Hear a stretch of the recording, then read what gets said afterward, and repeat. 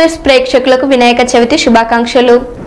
కాకినాడలో కళ్ళు చెదిరే గణపయ్య 1000 కిలోల చాక్లెట్లతో కొలువుదీరిన వినాయకుడు. కాకినాడ జిల్లాలో ఈ ఏడాది గణేష్ చతుర్థికి విభిన్న రూపాల్లో కొలువుదీరిన గణపతులు భక్తులను విశేషంగా ఆకట్టుకుంటున్నాయి. ముఖ్యంగా పర్యావరణ పరిరక్షణకు ప్రాధాన్యత ఇస్తూ తయారు చేసిన విగ్రహాలు అందరినీ ఆకర్షిస్తున్నాయి. కాకినాడ నగరంలో జేమ్స్ చాక్లెట్లతో తయారు చేసిన వినాయక విగ్రహం ప్రత్యేక ఆకర్షణగా నిలిచింది. 16 అడుగుల ఎత్తు ఉన్న ఈ విగ్రహాన్ని తయారు చేయడానికి 1000 కిలోల చాక్లెట్లను ఉపయోగించారు.